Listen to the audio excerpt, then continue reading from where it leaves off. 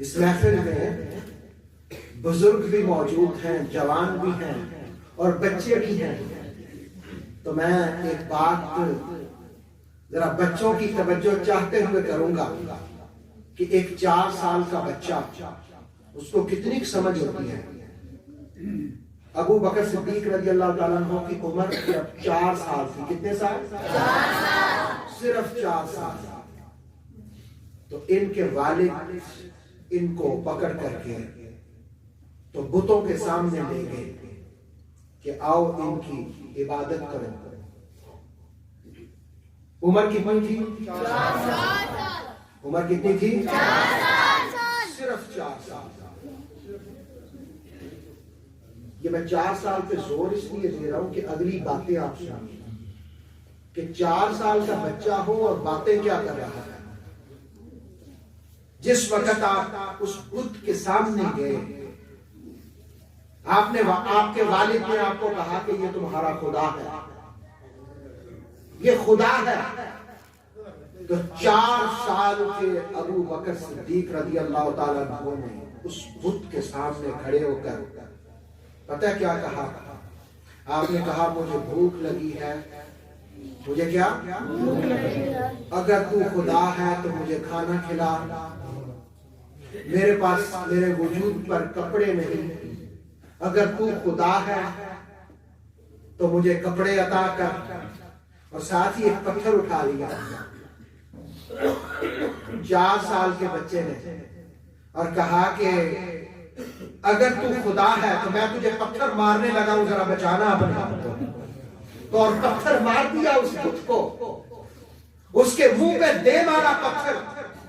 ان کے والد کو غصہ آ گیا اور تھپڑ بچے کو لگایا اور ماں کے پاس لے آئے، تو ماں نے کہا، سینے سے چمٹایا ام الخیر نے اور کہا کہ ان کے والد سے کہ ان کو کچھ نہ کہو، اس لیے کہ جب ان کی آمد تھی، ان کی ولادت ہو رہی تھی، میں نے خواب میں دیکھا تھا، مجھے کہا گیا تھا تیرا بچہ بڑا برکتوں اور رحمتوں والا ہوگا، بڑی عظمتوں والا ہوگا۔ برادران گرامی، یہ سعادت اللہ رب العالمین نے ابو بکر صدیق رضی اللہ تعالیٰ عنہ کو 4 سال کی عمر میں عطا فرمائی کہ انہوں نے اس زمانے میں بھی، جس زمانے کے اندر لوگ بتوں کو خدا سمجھتے تھے، جس زمانے میں کسی بت کو بارش دینے والا سمجھتے تھے، کسی بت کو اپنے ہی ہاتھوں سے تراشے ہوئے بتوں کو رزق دینے والا سمجھتے تھے، اور جن کو اپنے نفع و نقصان کا مالک سمجھتے تھے، 4 سالہ ابو بکر صدیق نے کہا اگر تو خدا ہے تو ذرا میرے پتھر سے بچ کے بچا۔ گویا اللہ رب العالمین نے بچپن ہی میں اپنی طرف ان کی رغبت رکھی ہوئی تھی۔ برادران گرامی، مقام صدیق اکبر رضی اللہ تعالی عنہ پر بہت سی باتیں کی جا سکتی ہیں، اس لیے کہ ابو بکر صدیق رضی اللہ تعالی عنہ کا وجود ایک جماعت کی حیثیت رکھتا تھا۔ اس میں عاجزی بھی تھی، اس میں انکساری بھی تھی، اس میں عشق بھی تھا، اس میں محبت بھی تھی، اس میں وفا بھی تھی، اور اس میں مصطفیٰ کو دیکھنے کی تڑپ بھی تھی اور آرزو بھی تھی۔ صحابہ بیٹھے ہوئے تھے، ایک موقع پر ہر صحابی اپنا اپنا شوق بتا رہا تھا۔ ایک نے کہا کہ میرا دل کرتا ہے میں قرآن پڑھتا رہتا۔ دوسرے سے پوچھا گیا بتا، اس نے کہا میرا دل کرتا ہے میں درود پڑھتا رہوں۔ تیسرے نے کہا میرا دل کرتا ہے میں نماز پڑھتا رہوں۔ چوتھے نے کہا کہ میرا دل کرتا ہے میں غریبوں مسکینوں کی مدد کرتا رہوں۔ ہر ایک اپنے اپنے ذوق کی باتیں کر رہا تھا۔ نماز کی بات بھی ہوئی تھی، قرآن کی بات بھی ہوگی، وہاں روزے کی بات بھی ہوگی، وہاں یتیموں غریبوں مسکینوں کو نوازنے کی بات بھی ہوئی تھی۔ کسی نے کہا کہ ابو بکر صدیق کو کہ آپ نے تو سب سے زیادہ مصطفیٰ کی صحبت پائی ہے، آپ بتائیں آپ کا ذوق کیا ہے؟ تو حضرت ابو بکر صدیق نے پتہ کیا جواب دیا؟ آپ نے فرمایا کہ قرآن پڑھنا بھی اپنی جگہ پر، غریبوں مسکینوں کی مدد کرنا بھی اپنی جگہ پر، روزہ رکھنا بھی اپنی جگہ پر، شب بیداری بھی اپنی جگہ پر، لیکن ابو بکر کا ذوق یہ ہے، شوق یہ ہے کہ ابو بکر کی نگاہیں ہوں چہرہ مصطفیٰ کا ہو، ابو بکر کی نگاہیں چہرہ بدوحا دیکھتی رہے۔ ابو بکر صدیق کا ذوق تھا، ان کا شوق تھا کہ ان کی نگاہیں چہرہ رسول دیکھتی رہے۔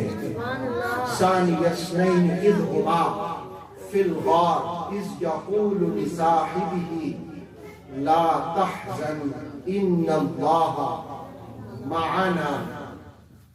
حضرت ابو بکر صدیق رضی اللہ تعالی عنہ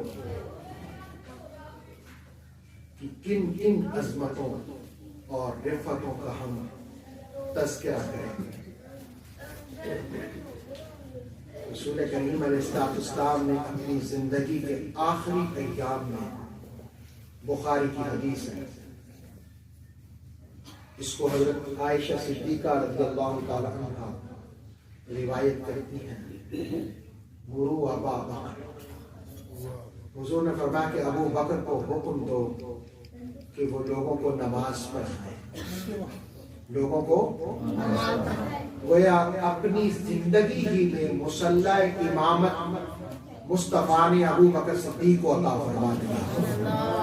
گویا مصطفیٰ کریم کی امامت حضور کی عطا کرتا ہے، اور جس کو حضور نے عطا کر دیا سب کو مان ہی لینا چاہیے کہ ان کی امامت عطا مصطفیٰ کریم صلی اللہ علیہ وآلہ وسلم کی ہے۔ تو اس پر حضرت عائشہ صدیقہ رضی اللہ تعالیٰ عنہا نے عرض کیا، یا رسول اللہ وہ بڑے نرم دل ہیں، رقیق القلب ہیں، وہ آپ کی مصلی پر جدائی برداشت نہیں کر سکیں گے۔ مصطفیٰ کریم علیہ السلام نے پھر فرمایا کہ انہیں کو حکم دو۔ جب اصرار کے ساتھ حضور نے کہا تو حضرت عائشہ نے حضرت حفصہ رضی اللہ تعالیٰ عنہا سے کہا کہ آپ حضور کو کہیں کہ مصطفیٰ کریم علیہ السلام نے اس موقع پر جو عورتوں کے بارے میں کہا سو کہا، پڑھ لیجیے، لیکن حضور نے پھر فرمایا مرو ابا بکر، ابو بکر کو حکم دو کہ وہ لوگوں کو نماز پڑھائیں۔ برادران گرامی،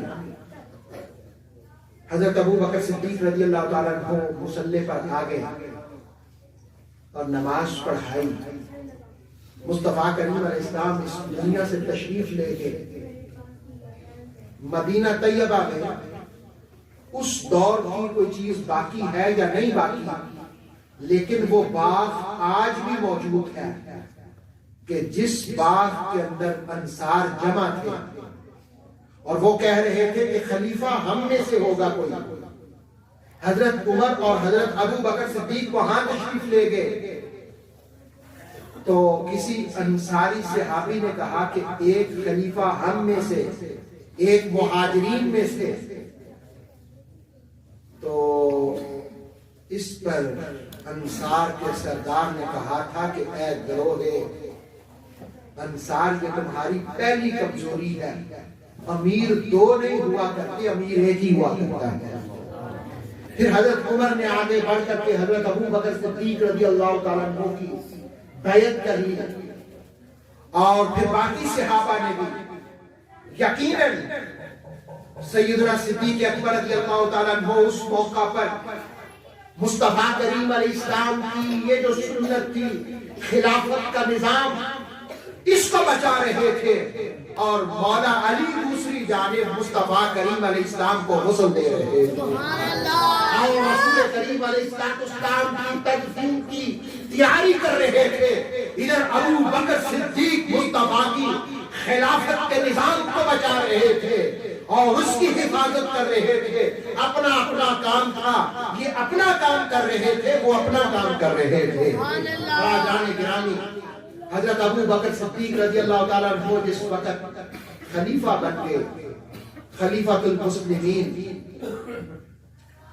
تو جس وقت خلیفہ نہیں تھے تو آپ مدینہ کی بچیاں تھیں، انہوں نے بکریاں رکھی ہوئی تھیں، تو آپ ان کی بکریاں دوتے تھے.